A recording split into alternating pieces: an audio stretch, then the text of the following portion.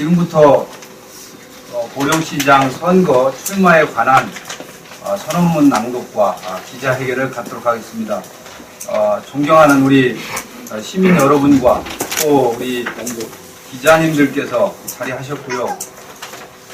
저를 걱정하고 또 응원하시는 또 용기를 주는 저에게 희망을 주고 있는 많은 동지분들께서 바쁜 시간에 또 이른 아침에 참석해 주셔서 대단히 감사하다는 인사를 올리겠습니다. 김기훈 인사 올리겠습니다.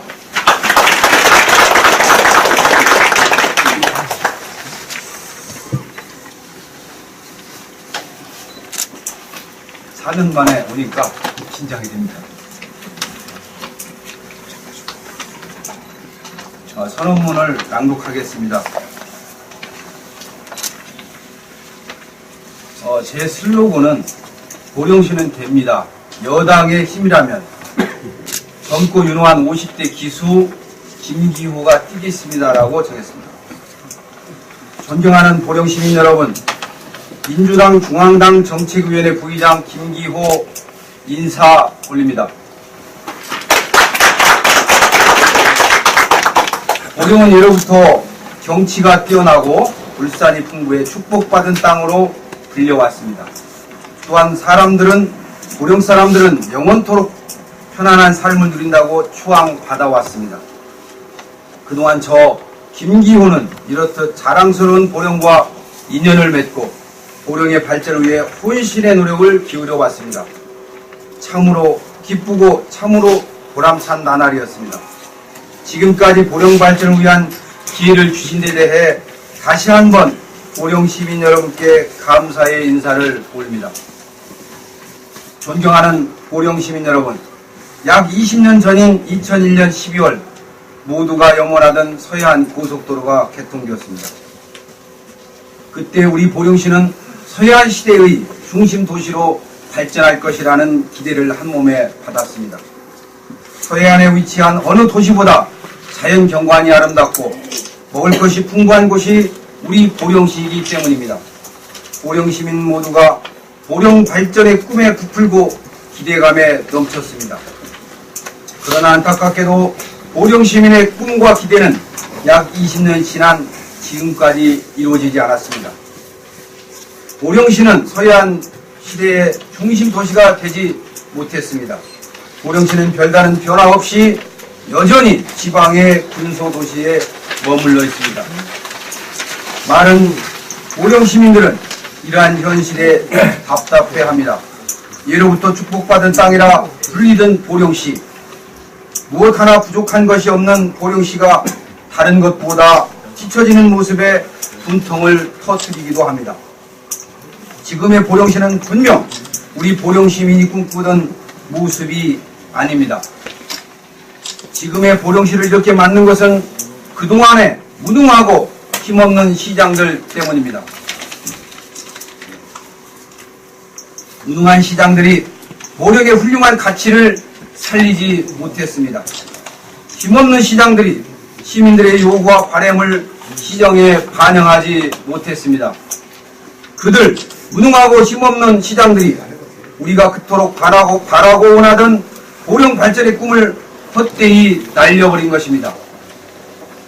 사랑하는 보령 시민 여러분, 이제는 보령 시민이 편안해질 때입니다. 자랑스러운 우리 보령 시민은 지금보다 행복할 자격이 충분하고 넘칩니다. 다행히 보령시는 아직도 발전 가능성이 무궁무진합니다. 그리고 우리 보령 시민들은 어느 누구보다 지역을 사랑하는 애향심이 강합니다. 이제 20년 동안 가슴속에만 키워온 보령 발전의 꿈을 우리 손으로 이뤄내야 합니다. 그러나 이것만으로도 충분치 않습니다. 이를 위해서는 중앙정부의 전폭적인 지원이 필요합니다. 젊고 유능한 50대 기수 김기호가 나서겠습니다. 중앙정부와 여당에서 인정하는 저 김기호가 여당의 힘을 적극적으로 활용하겠습니다. 기필코 중앙정부의 획기적인 지원을 이끌어내 보령 발전의 꿈을 이루겠습니다. 존경하는 보령 시민 여러분, 모든 것에는 때가 있습니다. 보령시의 발전 가능성이 남아있고 보령 발전에 대한 시민의 열기가 살아있는 이때 중앙정부가 새롭게 출범한 지금이 절호의 기회입니다. 우리 시민들이 꿈꿔왔던 보령 발전의 꿈을 이룰 수 있는 다시 없는 기회가 지금 우리에게 주어져 있습니다. 김기호와 함께 이 기회를 붙잡는다면 마침내 보령 발전의 꿈을 이룰 수 있습니다. 힘있고 유능한 저 김기호는 여당의 시장으로서 보령시를 서해안 중심도시로 일으켜 세우겠습니다. 시장 취임과 동시에 시장 직속으로 보령발전위원회를 구성해 유능한 인재를 대거 영입하겠습니다. 보령발전위원회는 속도감 있게 보령발전의 꿈을 실현해 나갈 것입니다. 이 과정에서 특히 보령 시민들이 염원하는 대학병원을 반드시 유치하겠습니다. 또한 화력발전소 미세먼지 대책을 수립해 시민 여러분의 불편을 덜겠습니다. 또한 김교는 시민 여러분께 분명히 약속드립니다. 시민이 작은 목소리에도 귀 기울이는 소통하는 시장이 되겠습니다. 시민이 생활 속에서 불편한 것들을 먼저 찾고 해결하는 행동하는 시장이 되겠습니다. 시민이 삶을 끝까지 책임지겠다는 각오로 복지를 강화하는 따뜻한 시장이 되겠습니다. 위대한 보령 시민 여러분, 희망은 믿는 사람의 눈에만 보인다고 했습니다. 그렇습니다. 우리 보령 시민들은 보령 발전의 희망을 믿고 살아왔습니다. 그 희망 속에서 우리 보령 시민들은 지금보다 더 행복한 미래를 꿈꾸어 왔습니다. 이제 김기호가 해내겠습니다. 모두가 꿈꾸던 눈부시게 빛나는 보령시를 만들겠습니다. 반드시 김기호가 해내겠습니다. 풍요롭고 살기 좋은 보령시의 꿈을 실현하겠습니다. 감사합니다. 고맙습니다.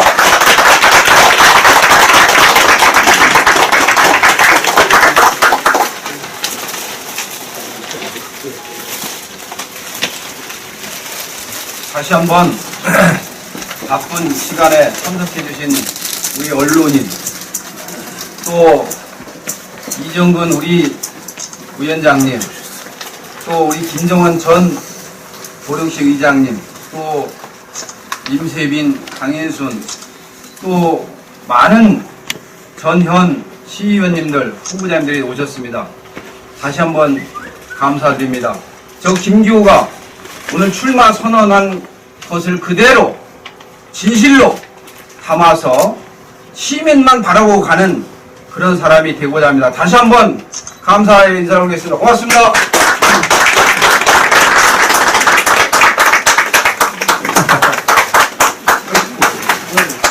여기는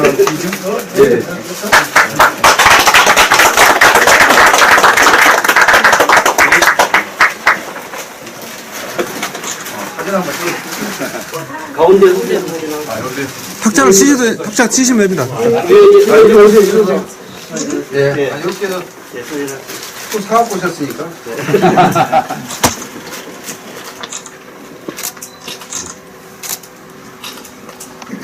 됐죠? 잘 나와요. 인물을 적을까요? 다음 전해드리겠습니다. 싫어하시고 막 골라서 하시네.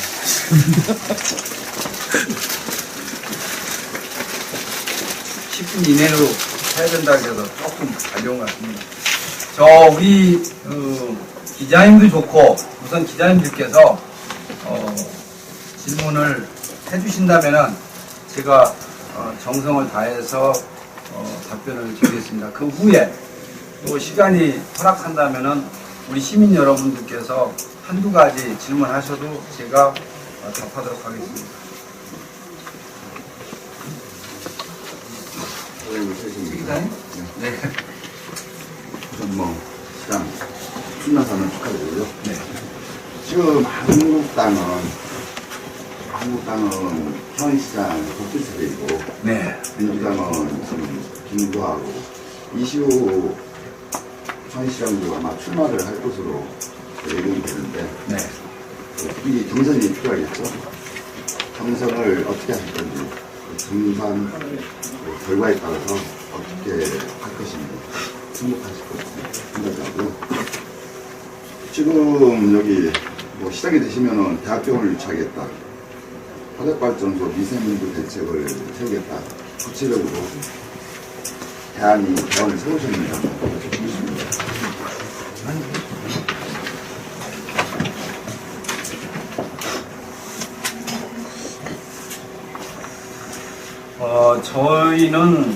저희 더불어민주당은 오늘까지 20일부터 26일까지 사전 검증 작업을 하기 때문에 몇 가지 서류를 구비해서 오늘까지 접수를 1차를 해야 3월 2일 날 등록을 합니다. 그래서 저는 오전에 회견을 하고 일정을 오후에는 상에 가서 오늘 접수를 하고 공식적으로 3월 2일 날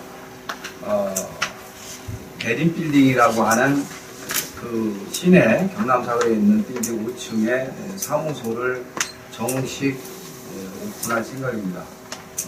2일 날 이제 예비후보 등록을 하고 그리고 플랜카드 걸고 본격적으로 준비를 한다는 말씀을 드리고요.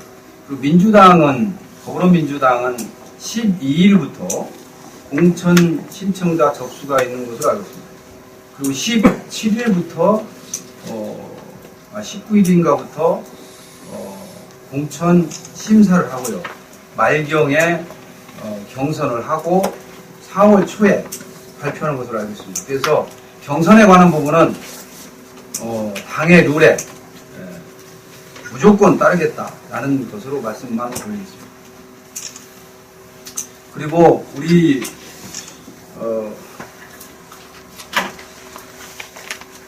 2018년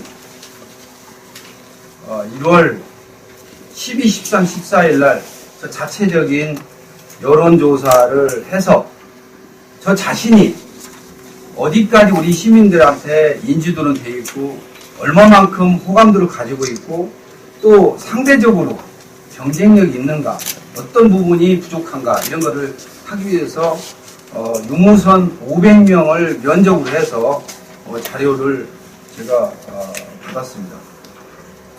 이 결과에 의하면은 고령 시민들이 가장 원하는 것 중에 하나가 대학병원이었습니다. 여기서 원광대학교 병원으로 헬기를 타고 가는 분들도 있었고 서울로 가는 분들도 있었습니다. 사람의 생명이 소중하고 귀중하기 때문에 시간을 다투기 때문에 우리 보령시에 올해 예산이 약 7천억 정도 되는데 얼마든지 해결할 수 있는 부분이 있다고 생각을 하고 시에서 땅을 제공을 하든 또 다른 의료에 관한 연구비를 지원하든 장비를 지원하든 어떤 방식을 해서라도 대학병원을 유치를 해야 되겠다는 것이 첫 번째 목표이고 또 우리 시민들이 30% 이상이 대학병원이 필요하다고 합니다. 그리고 제가 시골을 다녀보니까 우리 아버님 어머님들이 정말 큰 병원에 가고 싶은데 그런 소망들이 있었습니다. 그래서 시에서 뭐 땅을 제공을 하든 또는 뭐 재원을 지원하든 법의 테두리 안에서 최대한 지원을 해서 대학병원을 대천역과 해수욕장 사이든 우리 시민들이 가장 편리하고 편안하게 의료 혜택을 받을 수 있는 곳으로 해야 되겠다라는 생각입니다. 혹자는 이런 부분들을 얘기합니다. 그 대학병원이 여기 와서 되겠느냐? 할 수 있습니다. 될 수 있습니다. 우리 시민들한테 그만큼 혜택을 받고 정말 어려운 사람들, 환경이 어렵고 어려운 처지에 있는 분들이 무료로 수술을 받는다든지 서로 상생하는 협력 체계를 갖춘다면 충분히 가능성이 있다. 이런 말씀을 드리겠습니다. 또 하나, 우리 보령화력 미세 부분 먼지에 대해서 많은 시민들이 고통을 겪고 있다. 불편하다. 이것이 30% 이상 넘는 결과가 나왔습니다. 그래서 여러 가지가 있지만 우리 보육, 출산, 보육, 교육, 또 우리 장애인 복지 여러 가지가 있지만 우선 두 가지 말씀드린다면은 대학병원 유치와 우리 미세먼지 부분에 대해서 어떻게든 거기에 대한 준비를 하겠다 이렇게만 말씀을 드리겠습니다. 우리 민주수 김준원입니다. 지난 6.4 지방선거 때 이시우 전 시장이 더 이상 프레카드 거는 일이 없다고 했는데 여기에 대해서 어떻게 생각하십니까? 그것은 참 예민한 부분인데요. 저는 당시 경선에서 졌습니다. 그리고 현장에 가서 승복을 했습니다. 그리고 수일이 지났는데 김지덕 우리 전 도의원 후보께서 찾아오셔서 간곡히 말씀하셨고 그래서 자리를 최유찬 농협지부장님과 이시우 전 시장님, 김지덕 후보님 연경에서 만나서 짜장면 한 그릇을 했습니다. 1000마리가 그분께서 도와달라고 했습니다. 각서는 쓰지 않겠다. 그래서 저도 돕겠습니다. 라고 하고 어떻게 도와드릴까요? 말씀을 드렸더니 유세 지원을 해달라. 그래서 저는 13일 동안 쓰라린 가슴을 안고 우리 시민들께 또 민주당의 정신에 입각해서 그분의 삼선 시장을 만들기 위해서 단 하루도 빠지지 않고 13일 동안 유세 지원을 했습니다. 그분께서 아마 그 당시 제 기억 속으로는 4년 뒤에 다음에는 벽보를 붙이지 않겠다라고 했던 기억을 알고 있습니다. 거기까지만 말씀을 드리겠습니다. 이상입니다. 청수대의 수민현 기자입니다. 네. 일단 뭐 출마는 저하고도 몇 번 인터뷰를 하셨지만 기정사실화해서 지금 뛰고 계시고 진영도 갖췄는데 일단 내부 경선을 넘어야 되지 않겠습니까? 일단 이 시장님이 출마를 할지 안 할지도 사실은 현재 상태로는 미지수고 출마를 한다면 아까 우리 최 부장님도 얘기했지만 경선을 이겨야 되는데 경선을 이기면 뭐 지금 뭐 출마 선언처럼 당연히 되는 거고 만에 하나 경선을 했을 때 이 시장 출마를 전제하에 그분이 다음 주 중에 출마를 하든 불출마를 하든 기자회견을 한다고 했지 않습니까? 그죠? 그래서 경선을 했을 때 만약에 피하게 되면 깨끗하게 승복을 하고 할지 그거 한 가지 하고요. 그 다음에는 현재 김동일 시장님이 여기 현지 프리미엄이 있고 여기가 아직은 뭐 민주당이 문재인 정부가 잘해서 보수 성향을 많이 떨어뜨린 건 사실이지만 아직까지도 현역 국회의원이 자유한국당이 한국당이고 현 시장님도 한국당인데 보수 성향이 강한 보령 쪽에서 현 시장을 이길 수 있는 극단의 대책이 있는지 두 가지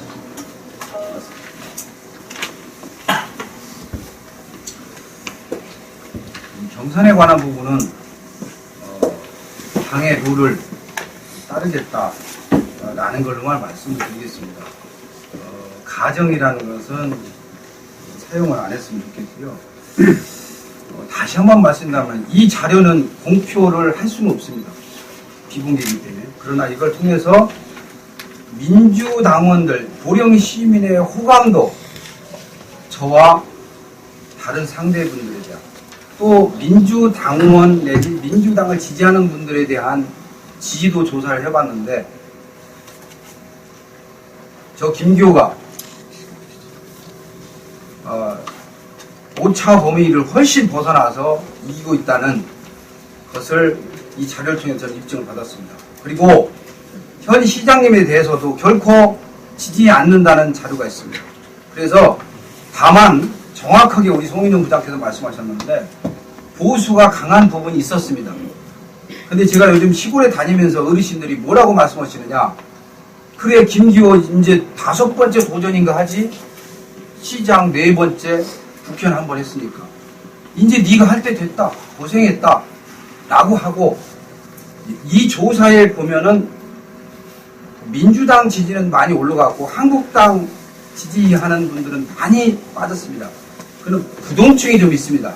이 부동층에 계신 분들이 김기호한테 공천만 받아라, 이제 지지해줄게 하는 그 심정을 제가 헤아리고 그분들의 말씀을 듣고 제 나름대로 생각하는 부분도 있고요. 또 많은 분들이 지난 20년 동안 보령이 만세보령이라고 하는데 과연 인구는 얼마나 줄었는가? 지난해도 1000여 명 가까운 인구가 줄었지 않습니까? 그러면은 주소 옮기기가 아니라 내가 발로 뛰어서 세일해서 기업들한테 우리 보령이 정말 기업하기 좋은 도시니까 오라고 해서 일자리를 만들고 우리 서민들한테 일자리를 지원하고 해야 된다고 생각을 합니다. 그래서 보수 성향에 가신 우리 아버님 어머님들이 지금 부동층에 일부 계시지만 그분들은 저 김교에 대해서 진정성을 갖고 도와주실 걸 믿기 때문에 현 시장님에 대한 평가 부분은 차후 공약 발표를 통해서 한 가지씩 여러분과 함께 답변 드리고 또 논의하도록 하겠습니다. 여기서 이제 이상훈 기자입니다. 네. 누누이 이제 여러 가지 중앙 재래시장 안에서의 발표 때도 보면 인구 20만의 자족도시를 말씀하셨어요. 그거에 대한 어떠한 대비책을 갖고 계신 것인지 그거 하나 하고 또 한 가지는 지금 보령과 원산도 그 다음에 영목항을 잇는 그 해저터널하고 일반 육교를 통한 그런 이제 도로가 건설이 되는데 그게 만약에 되면 보령이 발전할 건지 아니면 해안 쪽이 발전할 건지 이것에 대해서는 뭐 여러 가지 이제 갑론을박이 있는데 혹자는 얘기를 합니다. 이제 완전히 개통이 돼봐야 한다. 그렇다고 한다면 우리 이제 김 후보께서는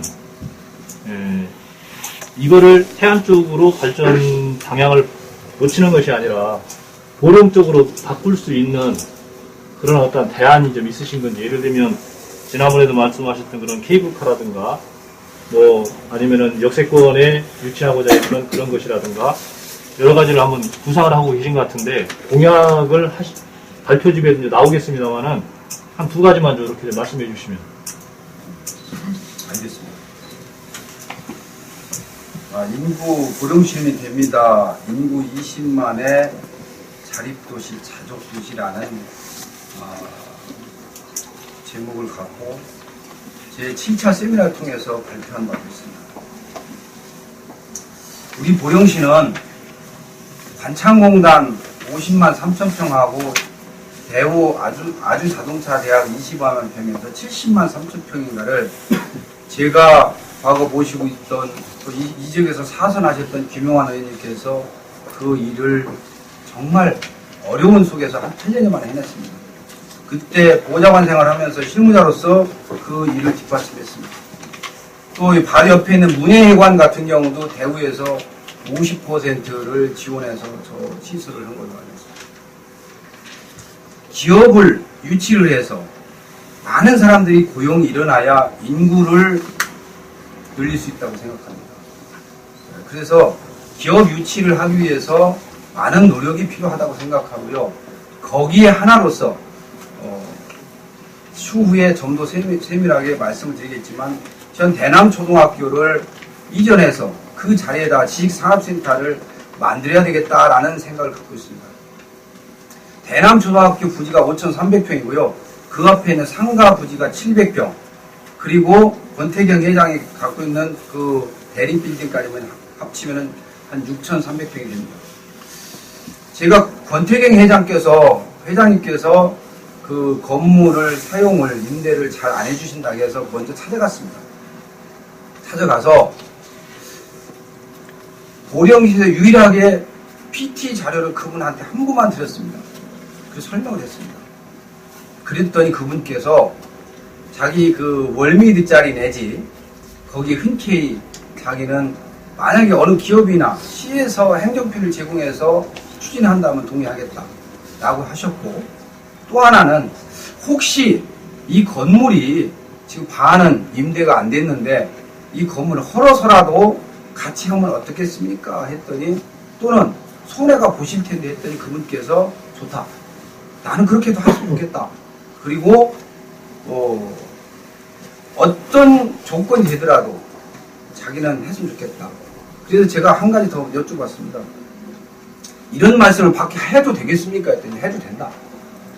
그러더니 그 건물을 임대 줬습니다. 그래서 그분께서 말씀하시기를 이런 자료를 가지고 와서 보령을 살려보겠다 라고 하는 사람은 처음 봤다 하고 응원해 주셨고, 사실은 그렇게 해서 거기에 임대를 하게 됐습니다. 우리는 할 수 있다고 생각을 하면 되는데 해보지도 안 하고 우리는 준비를 하지 않나 이런 생각이 듭니다. 평택에 지금 삼성에서 들어오는 반도체 공장 부지가 약 87만 평이라고 제가 알고 있습니다.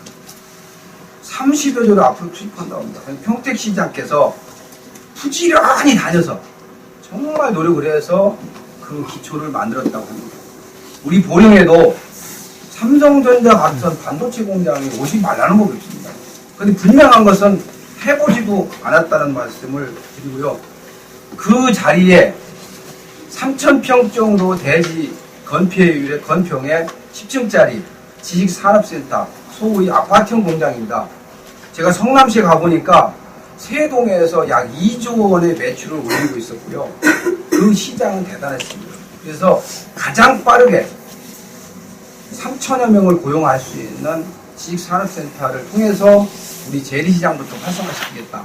또 추가적으로 재래시장 안에 보령시의 장옥 땅이 약 3,000평, 동부시장 쪽에, 한내시장 쪽에 약 1,500평, 4,500평 있습니다. 그분들의 아픔을 달래고 지금 꺼져가는 우리 살리는 여러 가지 대안을 가지고 있다. 이렇게 말씀을 드리겠고요. 그걸 통해서 우리 인구 20만의 도시를 만드는 기초를 다지겠다. 그리고 대천역 앞에다가 플라즈마 산업이라는 요즘 최고의 각광받을 미래 산업입니다. 그런 산업들을 유치를 하고 땅을 크게 잡아서 산업단지를 만들겠다는 것보다도 작은 공간에 높은 빌딩을 지어서 그곳에 고용을 하는 기업을 유치하는 방식을 생각을 하고 있습니다. 또 하나는 아까 말씀하신 우리 이상원 기자님께서 말씀하신 보령과 안면도 간의 14.1km, 해저터널 5.7km에 대한 부분을 말씀하셨는데요. 제가 지난 추석 때 저희 아내와 선유도를 갔습니다. 2시간을 서 있다 왔습니다. 길거리에서. 제가 원산도에 갔습니다. 그분들하고 많은 대화를 나눴습니다. 그런데 원산도의 주민들은 원산도 전체에 대한 올레길을 만들어달라. 또 체험 어촌 마을을 만들어달라. 그리고 대형 마을별 주차장을 만들어달라. 그리고 지선을 지금 그 지선을 정상적인 도로로 해달라는 거. 그리고 낚싯배들이 많이 올 텐데 거점만 개발해달라는 이런 이야기를 들었습니다. 우리 해수장분 계신 관광업에 종사하는 분들이 걱정을 많이 하고 있습니다. 염려하고 있습니다. 원형 로타리화 해서 지금 교통 문제를 해결했다고 하는데 그 부분도 깊이 논의를 해야 된다고 생각합니다. 나오고 들어가는 데가 문제가 아니라 해수욕장 입구에서 정체가 되면은 많은 교통 문제가 발생할 것이라고 생각하고요. 또 원산도 내에 많은 주차장이나 도로가 확보가 안 된다면은 거기서 엄청난 교통 체증이 일어난다고 합니다. 어느 기관에서 조사에 의하면 원산도의 관광객 수가 350에서 500만 정도 온다고 하는데 보령시에서 발표한 지난해 관광객이 1,900여만 명이라고 합니다.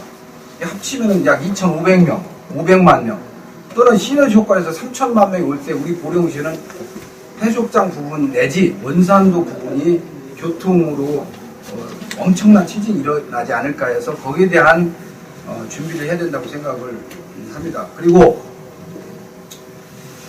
우리는 1592년 뼈아픈 임난을 우리는 당했습니다.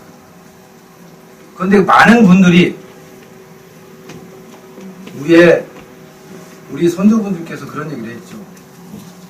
10만 양병성도 주장을 했고 전쟁을 준비하자고 했습니다. 그런데 결코 그거를 헛되이 들었고 우리는 당했습니다. 저는 금년, 아니 지금부터라 우리 현 시장님께서 태스크포스팀 만들어서 우리 이상원 기자님이 이야기한 문제점을 해결하고 지금의 인프라를 더 효과적으로 활용을 해서 안면도보다 더 좋게 만들 수 있는 준비를 해야 된다고 생각합니다. 김규가 시작이 된다면은 그날부로 이 문제를 짚고 가야 되겠다. 또 이러한 문제들을 저 혼자만이 아닌 우리 의회 또 시민들 특히 대천 해수욕장 관광업에 종사하시는 회장님 비롯한 분들과 밤을 새서 토론해서 그분들의 뜻을 모아가지고 그 준비를 하고 또 원산도 주민들의 뜻을 반영을 해서 함께 풀어가야 할 숙제라고 저는 생각합니다. 이 모든 것을 시장이 하는 것이 아니라 시장은 그분들이 원하는 방법을 들어주고 함께 하는 것이라고 생각합니다. 이 정도로 하겠습니다.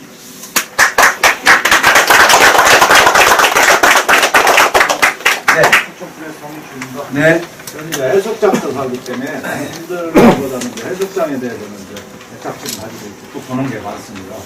근데 지금 아까 지금 이상원 기자도 말했듯이 지금 저 같은 경우도요 부정적으로 생각하는 사람이 아닌 사람입니다. 그 연표가 끝나든가 하면은 대천 해수욕장은 휴게소 개념이고 저쪽은 이제 숙박 개념. 그러니까 일단은 안면도 같은 경우에는 이제 산속에다든가 대연적인 숙박시설이 잘 되어 있습니다. 그래가지고 펜션 같은 게 잘 되어 있는데 이렇게 대천 해수욕장 마냥 중문안방에다가 도시화된 휴양지에서는 가장 어려울게 되어 있고 지금 보령시에서는 해마다 거짓말을 해가지고 해수욕장 사업소에다 뭐라고 어지않아 보령시는 해운대보다 더 사람이 많이 오갔다. 숫자상으로 말이에요. 항상 이 숫자로 보는 거예요. 작년보다 작년이 죽게 하고 해마다 매년이 일색이 줄어요. 경기가 안 좋아서 그런 건데 보령시만 유독 관광객이 많이 와요. 보령시만 우리 대천 해수욕장 사람들은 안 와요. 무조건 계속 해마다 떨어지고 수익도 떨어진다고요. 대천 해수욕장에다가 만약 시장이 된다고 그러면은 저쪽에다가 안 뺏기고 그러고 와서 자고 먹고 즐기고 놀고 올 게 시작된다. 지금 보면은 아침에 왔다 저녁에 가는 인구가 상당히 많이 됐습니다. 아침에 왔다 저녁에 가는 인구가. 이게 뭐냐? 먹고 즐기고 놀 게 없어서 그러는 거야. 대천은 오고 싶은데 그래도 서해안에서는 최고인데 대한민국 3대 해수욕장인데 한번 가보자. 가보면 아무것도 없거든요. 바다에. 그렇게 어떤 거냐? 네. 그래서 아까 얘기한 먹고 놀고 즐길 거리를 확충해가지고 관광객을 유치해야 살 길이지. 여기 보령에다 중소기업 맨날 돌아봤자 생각없습니다. 이거 공단 맨날 돌아봤자 1000개 물론 보령시 세수는 확보되겠죠. 그렇지만은 공단에 들어오면 예를 들어서 한 공단 하나 중소기업 들어오면 보령 사람들 갑니까? 거기 안 갑니다. 나 보령으로 가서 하루 일당이 얼마인데 여기서 얼마 받고 가냐고 이렇게 시민들이 안 가요. 안 가기 때문에 안 가고 그 공장하는 사람들 주소 이전 안 해요. 전부 다 가족도 다 이사 안 와요. 인구 안 늘어나요. 근데 해수욕장이 발전하면은 그 해수욕장이 장사 잘 된다 해가지고 그게 이제 장사꾼이 많이 와야 인구가 늘어나요. 장사꾼이. 그렇기 때문에 그걸 갖다가 시장이 무슨 뭐 중소기업 유치도 중요하지만은 대천 해수욕장을 갖다 발전시키는 거. 이거 지금 있지 않습니까? 이거 해수욕장 이래로 봐주면은 망해요. 거기에 대해서 잠깐 말씀드리겠습니다. 우리 그 황주출 기자님이 공부를 많이 하셨는데. 3, 4, 5도 시가 강력한 후보네요, 지금. 볼거리, 먹거리, 놀거리. 이걸 3거리라고 그러더라고요. 근데 저는 5거리 문화를 만들자고 얘기합니다. 볼거리, 먹거리, 놀거리, 즐길거리, 그리고 우리 보령의 살거리, 그리고 우리 보령에서 어디 가서 잘거리. 그래서 제가 그런 이야기를 해서 주장을 하고 있습니다. 보령에 5거리를 만들자. 그러니까 5거리라고 그러니까 그 한상열 저쪽 막걸리집이라고 생각하시는 분들이 있는데 그건 아니고요. 5거리를 만들자. 우리 공감하는 말씀입니다. 그래서 대천 해수욕장에 오신 그 김극성 어떤 그 화백이 그런 얘기였습니다. 정말 보령이 아름답고 좋다고. 저 3.5km 해각 백사에 너무 아름답고 그 앞에 있는 다부도도 너무 아름답다 이런 얘기였습니다. 그래서 보령의 그 삼거리 그 먹거리 오거리가 아니라 그 신흥 상거리에서 보니까 거기 약 16만 평의 논이 있었습니다. 논이 있습니다. 그곳에 보령 문화, 보령 예술촌을 만들자. 거기에 우리의 다양한, 그러니까 지금 그 해디 마을이라든가 전주 한옥마을이라든가 또는 연인 마을이라든지 우리 공예 마을이라든지 또는 먹거리 마을이라든지 이런 것을 만들어 봤으면 좋겠다는 것을 제가 세미나를 통해서 연구 발표한 적이 있습니다. 그리고 지금 죽도 뒤 부분에 약 30~40만 평 확보를 해서 그곳에 대학병원이나 또는 대학교나 또는 약 1000여 척이 들어가는 마리나 시설을 만들자. 지금에 있는 그 남포 방조대 뒷면에 있는 유지가 한 10만 평 됩니다. 그 10만 평을 활용을 하자. 저는 따개비가 왜 붙는지 정확히 몰랐지만 배들을 다 올려놓더라고요. 언젠가 보니까 물어봤습니다. 그랬더니 따개비 홍합에 붙어서 이 좋은 비싼 마리나 요트들이 상하기 때문에 그거를 올려놓는다고 들었습니다. 그래서 죽도 앞부분에다가 플로팅 시설을 해서 마리나항을 만들고 건져 올려서 뒤에서 보관하고 우리는 돈 벌고 뭐 이런 마리나 시설을 한번 생각을 해봤고요. 또 해양대학이나 대학병원도 그쪽에 같이 갔으면 좋겠다는 생각을 갖고 있고, 또 하나는 대천 해수욕장 머드랜드 22,200평이 아직도 팔리지 않고 있습니다. 우리 시민들의 세금이 녹아나고 있습니다. 그런데 우리 보령시는 머드랜드 하겠다. 학교 정화구역으로 두 필지만 나누고 나머지는 안 된다. 조례로 정해놓고 쉽게 해서 땅을 아직도 못 팔고 있습니다. 그래서 그런 곳을 엑스포 활용하겠다는 생각은 좋은 것 같습니다. 그래서 거기서 시작을 해서 대천 어항에서 우리 재래시장, 재래시장의 성주산까지 약 15km의 케이블카를 유치를 하면 좋겠다. 약 1200억에서 1500억 정도 들어간다고 하는데요. 통영에 지금 누적 관광객이 1000만이 넘었고요. 1년에 순이익이 120억씩 번다고 합니다. 그래서 우리 관광버스 기사님들 얘기가 정말 이거 필요하다. 그래서 우리 재래시장을 살릴 수 있는 교통도 되고, 또 재래시장에 대해서 우리 연구진들께서 의견 낸 것은 150m 상공까지 올라가는 소위 뭐라고 적어보고 정거장 환승역을 만들자라고 했습니다. 왜 150m냐고 하니까 아파트 50층 높이 미만은 법적으로 보상 내지 민원이 있다라고 해서 그런 부분을 했는데, 기업들은 대한민국의 지금 30대 재벌들은 약 300조 원 현금을 가지고 있다는 거예요. 또 500대 중견기업들이 1년에 1000억 이상을 수입을 해서 금기 있다고 합니다. 그분들이 우리 보령에 투자할 수 있게끔만 만들어준다면 참 좋겠다. 이런 말씀을 드리고요. 그걸 통해서 준비를 하고 시작을 한다면은 우리 대천 해수욕장 안면도보다 훨씬 좋은 곳으로 세계적인 관광지로 만들 수 있다. 우리 황규출 기자는 걱정하는 거 최대한 해결될 거라고 저는 확신합니다.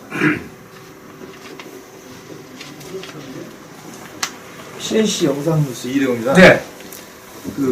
앞서 이제 기자분들이 질문을 다 해주셔가지고 네. 그 부연 질문을 좀 드리겠습니다. 네. 출마 선언을 하셨지만은 일단 당내 경선 룰에 의해서 그 경선을 해서 이제 확정이 되셔야 이제 시장 후보가 되시는데요. 네. 자신감이 있으신지 그거 하나 여쭤보시고요. 두 번째는 그 앞에서 이제 송인용 기자님께서 질문하셨는데 경선 결과에 대해서 승복할 거냐 불복할 거냐에 대해서 얘기를 안 하셨거든요.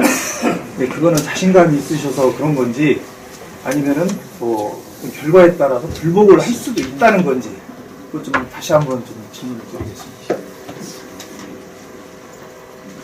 자신감은 누가 가지고 있냐면요. 저는 우리 시민들이 가지고 있다고 생각합니다. 시민들 한 분 한 분에 또 우리 당원 동지분들의 한 분 한 분이 이미 그분들이 그 답을 가지고 있을 거라고 저는 생각합니다. 자체 조사 결과도 있지만은 우리 시민들의 우리 당원 동지들의 뜻에 저는 자신감을 갖습니다. 그리고 지금 출마를 했다면은 제가 답변을 하겠습니다. 출마하지도 않은 것을 가지고 지금 가정에서 답변하는 것은 옳지 않다. 이렇게 말씀드리고요. 추후에 출마하신다면은 제가 더 많은 이야기들을 할 수 있다고 생각합니다. 이상입니다. 김재수 부장님이 네. 지금 경선에 대한 것을 출마한 후에 얘기하겠다라고 말씀하셨고 좀 돌려도 즉답을 안 하시는데 네. 지금 좀 전에 그 여론조사를 했더니 오차 범위 내에서 하고 있다라고 지금 말씀하셨잖아요. 오차 범위내에서. 오차 범위 내에서 지금 열심히 하고 계시다라고 이렇게 말씀하셨고. 현 시장님하고. 네. 네. 그런 부분이 있다라고 그러면 굳이 뭐 지금 즉답을 안 할 필요가 있을까 부분 또 좀 하나 더 여쭤볼게요. 좀 전에 죽도 마리나항을 하겠다라고 했는데 정부가 2019년도까지 43곳의 마리나항을 만들겠다라고 했는데 그 부분을 알고서 하신 건지 그런 부분 좀 간단하게 좀 설명해 주세요. 제가 알기로는 전 시장님 때 한국 해양 마리나 협회 회장이신 황인환 씨한테 있었습니다.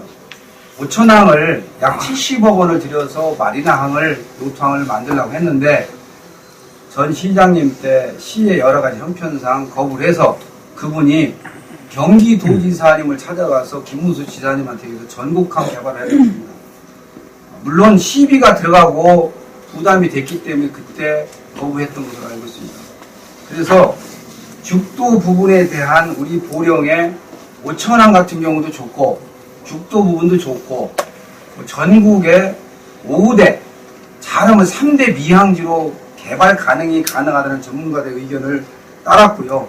그분들한테 많은 이야기를 듣고 있습니다. 그래서 그 부분에 대해서는 정확한 조사와 또 준비가 필요하다고 생각이 되고요. 제가 지난 7차 세미나 때 삼성 측에서 일하고 또 지원하는 그 팀들 이야기를 들었습니다. 더 많은 준비를 가지고 가야 되겠다. 그러나 지금 세미나 때 발표한 자료는 정말 훌륭하다라고 했는데요. 죽도 부분에 대한 부분은 더 준비를 해서 차후에 또 말씀드리도록 하겠습니다. 그리고 경선에 대한 말씀을 자꾸 하시는데 원칙적으로 당에 3월 12일 날 공천 접수를 하면은 탈당을 해서 나간다든가 그렇게 하지를 못합니다. 그리고 가정하에서 말씀하시는데 제가 이미 지난 4년 전에 그분께서 시민과의 약속을 한 부분도 있고 그걸 저는 지킬 거라고 봅니다. 우리 시민들은 현명합니다. 그래서 이 부분에 대해서 저는 안희정 지사님의 그 민주당 정신을 되게 아주 좋아합니다. 민주당은 승복하는 문화입니다. 거짓을 하는 곳이 아닙니다. 그런데 그것을 저는 이시구 전 시장께서 그 당시에 우리 시민과 약속을 절대 저버릴 뿐이라고 생각하지 않습니다. 그분이 보령시를 위해서 많은 일을 했습니다. 또 부채도 많이 갚았습니다. 그래서 그분의 경륜과 지혜를 저는 배우고 또 함께 우리 보령시 발전을 위해서 하고 싶다는 말씀으로 답변을 하겠습니다. 예, 이상입니다. 한 번만 더 질문하겠습니다. 지금 그 더불어민주당 그 경선 후보가 아직 확정된 건 아니지만 지금 시내 그 한간에 들리는 얘기에 의하면은 한 3분 정도로 이렇게 들립니다. 근데 지금 이제 우리 후보님은 이제 이시우 전 시장님만 보통 상대로 생각하시는 건지 한 분은 제가 이제 듣는데 아직 뭐 그분이 발표를 안 해서 제가 이제 뭐 지금 3분 정도. 3분 정도 이름 하나 좀 말씀해 주세요. 예, 그 최진복 변호사가 아마 출마한다라고 또 얘기를 들었습니다. 그 3분이 경선을 하실 건데 지금 그 2분에 대해서만 무슨 네? 경선. 그 얘기는 오늘 이대호 기자님이 이제 처음 하셨는데, 우리 최진복 변호사님은 지역에서, 변호 일을 맡으면서 많은 분들께 도움을 주고 사랑을 받는 것으로 알고 있습니다. 그래서, 공식적으로 제가 먼저 이야기하기보다는 누가 되더라도 우리 이대호 기자님이 접수를 해서 경선을 하자고 하면은 저는 해야 됩니다. 그래서 제가 누구는 된다 안 된다 이런 말씀 드리는 건 아니고요. 민주당은 자격심사, 공천심사에 따라서 경선룰이 정해지고요. 공천심사에서 가점과 감점 제도가 도당에 공심위에 있는 것으로 알고 있습니다. 그걸 통해서 가점과 감점이 그대로 그 퍼센티지가 경선룰에 포함이 되고요. 본인이 받은 점수에 그 감점과 가점이 그대로 적용이 됩니다. 그래서 민주당은 열려있고 언제든지 어느 분이 들어와서 경선을 한다고 그러면 저는 당연히 해야 되는 거고 거기에 룰에 따르는 것이 저는 민주당인으로서 자세라고 저는 생각을 합니다. 이 정도만 말씀드리겠습니다. 네. 마지막으로 하나만 더 네. 여쭙겠습니다. 우리 시민들이 우리 김 후보님에 대해서 기획력 아주 특출나고 그리고 미래에 대한 비전과 그리고 추진력에 대한 부분들에 대해서 호평을 하는데 포용할 수 있는 마음에 대한 부분도 좀 냉하다고 표현을 하는데 앞으로 이거에 대해서 어떻게 좀 하고 갈 건가 좀 마지막 말씀해 주세요. 제 마음은 따뜻한데요. 사실 이번에 촬영을 하면서 이 입술과 얼굴이 이 동일체가 돼서 활짝 웃는 모습들을 찍어보려고 하니까 참 어렵더라고요. 그래서 많은 노력을 했고 어제 그저께 내 삶을 바꾸는 자치분권이라는 주제로 나소열 청와대 자치분권 비서관께서 특강을 했습니다. 대한민국의 미래를 또 풀뿌리의 미래를 민주주의를 만개하기 위해서는 우리 시대적 과제가 자치분권이다라는 그런 특강을 했는데요. 그날 찍은 사진을 보니까 잘 웃고 있더라고요. 그래서 연습이 좀 됐구나 하고요.